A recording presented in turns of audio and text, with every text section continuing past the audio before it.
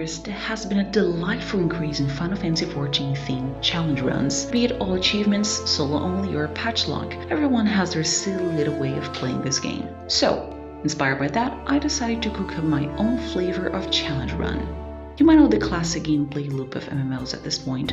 Talk to a guy, the guy sends you to kill some things, and talk to people far away from where you are and then come back for a shiny reward. This process is usually facilitated by paid teleports so the player doesn't take a million years to finish their objectives and decide to play something else instead. But what if you didn't have that? What if your character was too broke to afford teleports? What if the whole magical process of floating in the ether stream gave you too much of an upset stomach? Or, better yet, what if you absolutely refuse to? Meet Cardiomaxing, a Hrothgar sailing all the way from Tyrol in search for one thing and one thing only: to walk every road that Eorzea and beyond has to offer. The rules for this challenge are simple: no paid teleports, no aetherite tickets, and no mounts unless required by the story. Additionally, once per expansion, I'm allowed to change my home point away from my starting city so I don't really soft lock myself during the challenge if I happen to die or can't access the area without spending gil. This will be the only aetherites I'll be attuning to. The teleport and return actions will be thrown away from my hotbars and remain there until the end of times, never to be seen again. Oh, and if you're curious about using the Eternity Ring for close calls, don't hold your hopes too high up. The ring doesn't actually allow you to teleport to unattuned locations. Did you get everything down? Good. Now, let's get started.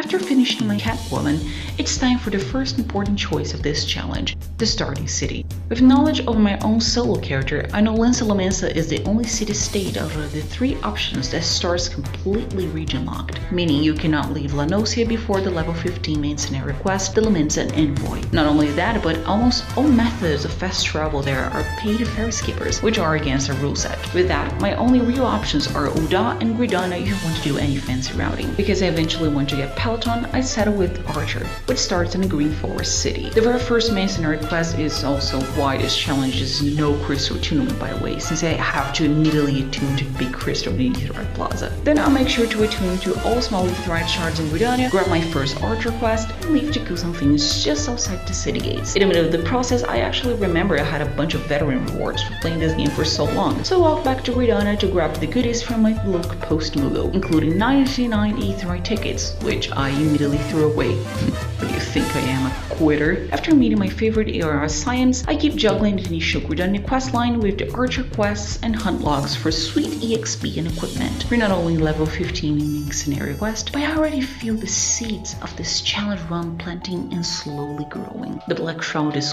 gorgeous, a massive forest filled with lush vegetation, the thick trees and branches towering over the wildlife, locals and adventurers to be. This specific patch of the woods is in a central shroud. Even aside settlements, the massiveness of fallen greenery is a sight to behold. Falling stumps and gigantic root growth are hints of how big the shroud can grow without mortal interference. A message to be reassured in deeper sections of the Twelves Wood. All of this is comforting.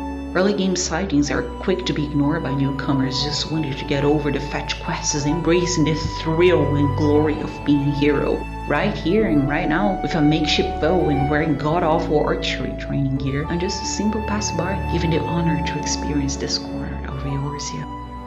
After more questing, I fight some guys under a big tree, passing by a level 15 A-rank monster as a feeble sprout with no levels to her name. Said monster who, of course, turns around and instantly killed me with a single auto attack after the instance was over. That, however, proved to be a very good strategy to return to into safety of New Gridania. Even if the return action is free of charge, I still like to see how much can be done without ever touching that button. And the more the story goes on, the more this will become crucial to making progress through this challenge. A bit after, I take a peek into the East Route, and it's less than welcoming bramble patch. The flora and fauna are far more hostile and whisper of your demise should you dare to trespass. That I did for the great of experience, and another timely death was sure to follow. Many side quests done alongside my hunting targets, it's time to step into uncharted territory. The 2 remaining city-states, Lensalamansa and Uda, the first of which locked from other capitals if you don't have gil to spare. With that in mind, I spent my allowance of changing my home point from New Gridania to Lensalamansa, a blessing and curse in disguise, as we soon find out. The trip to Uda was uneventful, as I totally didn't have anything to unlock there whatsoever, because said anything totally only unlocked after Ifrit. right? So I just immediately power walked all the way to Vesper Bay with one very important goal in my mind. Fashion, the true endgame. 2 bottles of orange juice was all it took for the access to glamour plasms, dye-in, and a hat that I can actually wear because I'm Hrothgar. Thank you, Square. After that, I did some cave diving and employed my go-to method of shipping myself back to a home point in complete and absolute safety. A quick stop to unlock challenge logs for more EXP and gil, and I'm tasked to go to Western Lanosia. The game really wants me to take a ferry and instantly gets teleport to Eoport, but that ride costs 40 gil, so we're not gonna do that. Instead, I leave from the bulwark hall located in the Lensalaminsa lower decks into Middle Lanosia and enjoy the trip on foot. This coast, a port of commerce and opportunities, is plagued by territorial disputes and echoes of an outlawed piracy, but one would never guess this from the peaceful fields surrounding the main gates. The vista is delightful, with the multiple castles raised on top of the Rotano Sea and a volcano peaking in the horizon, all beautifully framed by the pale blue sky preceding the sunrise. A couple of minutes later, I finally arrive at my destination, wait, no, it's wrong area. I may have took a wrong turn at the end. Whoops. Okay, right place this time. Since I was already there, I decided to stop by the Hall of Novice and do all I needed to show tutorials for way better gear in a sweet EXP boosting ring. Then finally unlocked the game's first dungeon, Sastasha. The run went as you might have expected, and nothing about this challenge really is about dungeoning, so I probably won't include much of it during this playthrough. With the pirates then down, now it's time to walk back to Gridania for the second dungeon. Wait.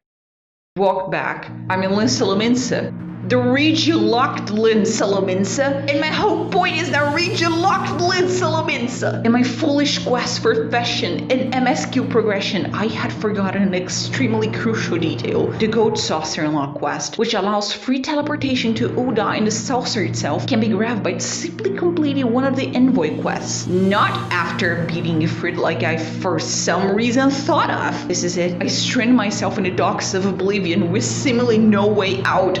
My journey was over after barely getting started.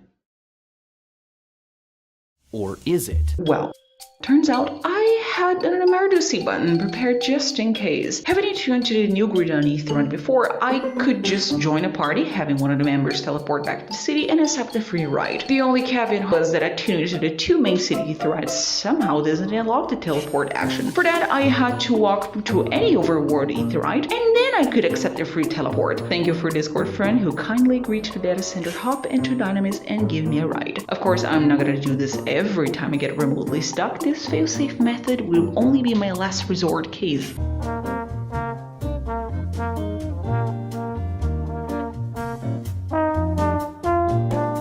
So far had its ups and downs, from tranquility to the absolute mayhem of thinking the challenge run was already a bust. But for now, it's time for a well-deserved rest. Until next time.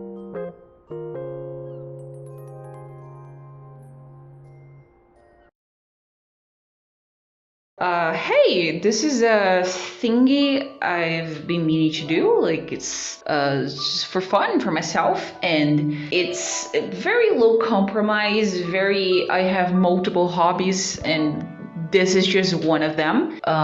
If you like this video, be sure to let me know in the comments, and dislike, subscribe for more, I guess. I don't really have fancy recording equipment. This is like done on my cell phone in my bathroom with a sock for like noise canceling. And English is not my first language, as you probably have noticed already.